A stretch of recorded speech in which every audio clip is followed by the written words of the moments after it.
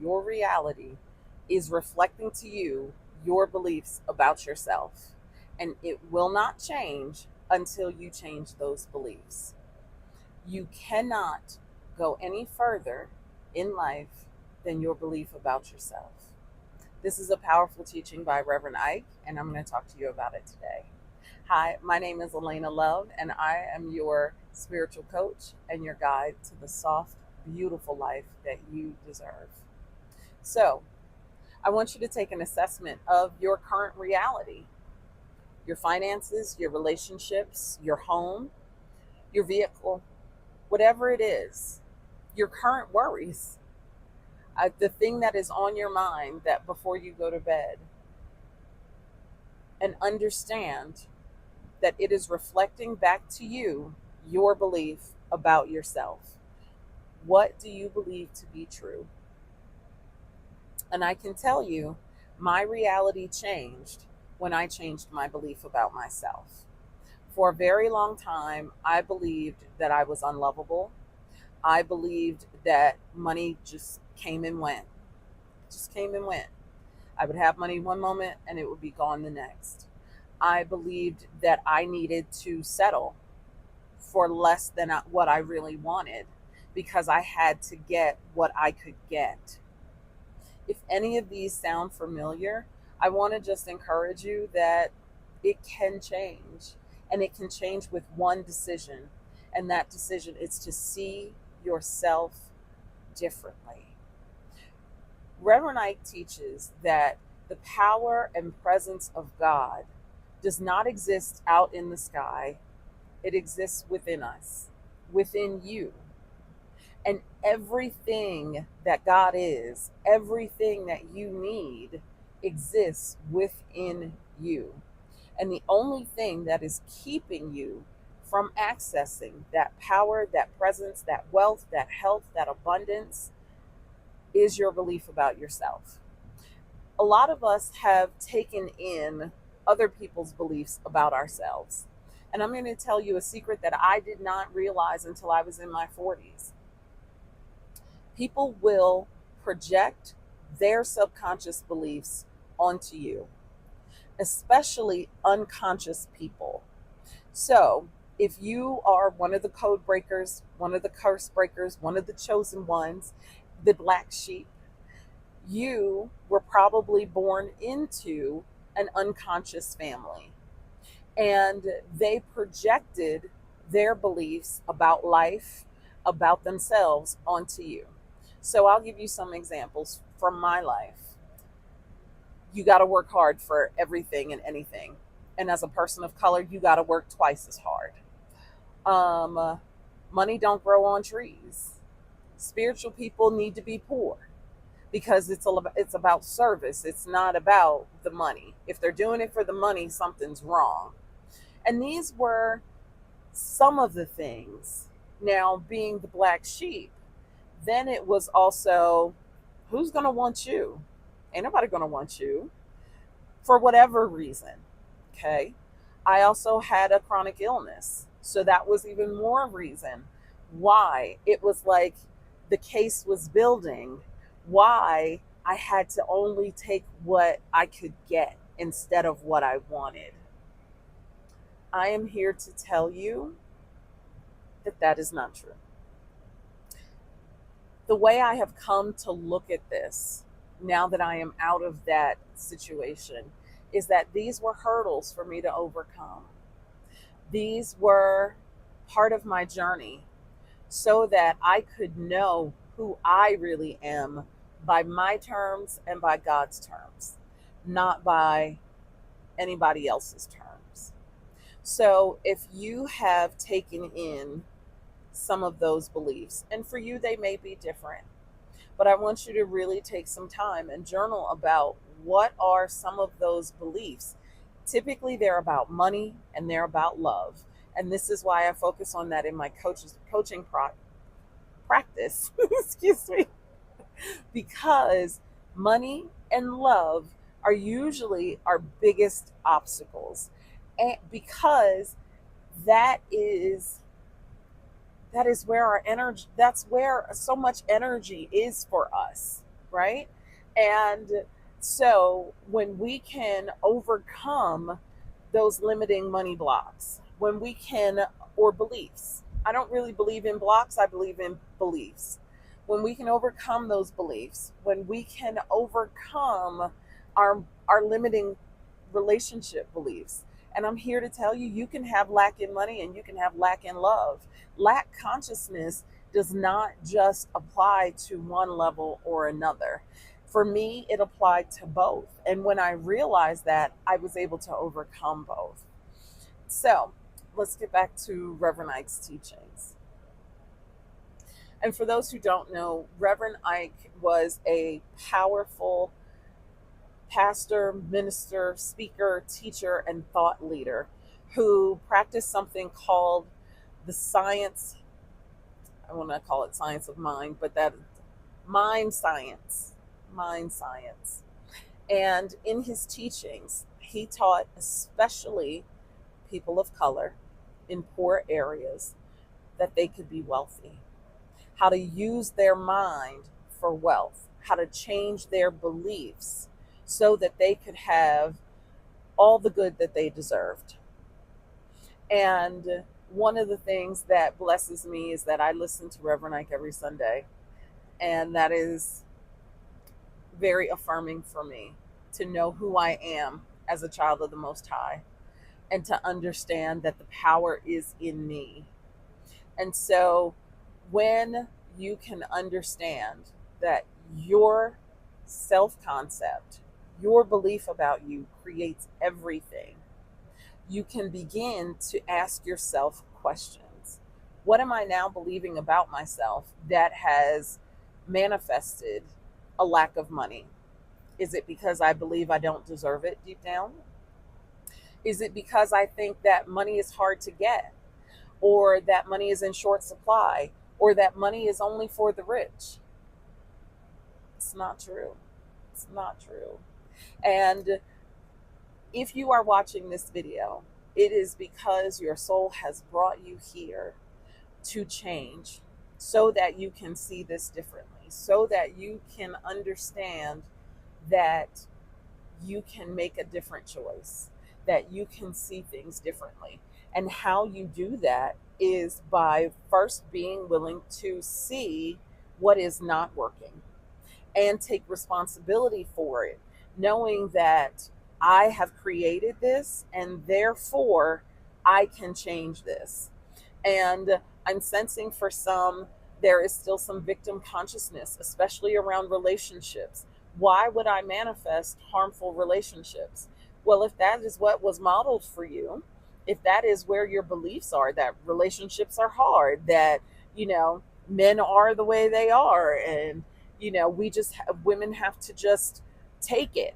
Or, one of the things that I was told is that we come from long suffering women. I rebuke that. Even the trope of the strong Black woman, where does that live within you? Where does that need to be strong push you into being a victim? Because if you believe that you are a victim, and this can come from childhood trauma, unfortunately, because the people who were supposed to protect us and love us, they may have bullied us or abused us. And so that can create a victim consciousness. But I want to share something with you. You took this on because you knew you could overcome it. You signed up for this because you knew you could overcome it. Thinking that you are the victim is merely a thought. I don't care if it's backed up by experience. At this moment in time, it is in the past, and the past is dead, and it is only a thought. And thoughts can be changed. You can change any thought that was implanted in your being simply by being willing to see it, acknowledge it, and release it. So I'm going to give you an exercise. When you have identified a limiting belief, Let's say the belief that money is hard to come by. Thank you, thank you, thank you for what you have taught me. Thank you for how you have shaped me. Thank you for who I have become as a result of this experience. And I now release you, and I now release myself to my next best and highest good. I'm going to say it one more time. Thank you. Thank you for what you have taught me. Thank you for how you have shaped me.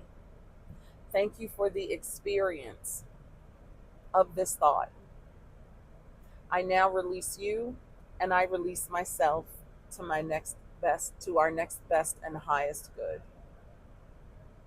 And you can even replace that thought with money is easy, money is energy, money loves me. I have a beautiful relationship with money.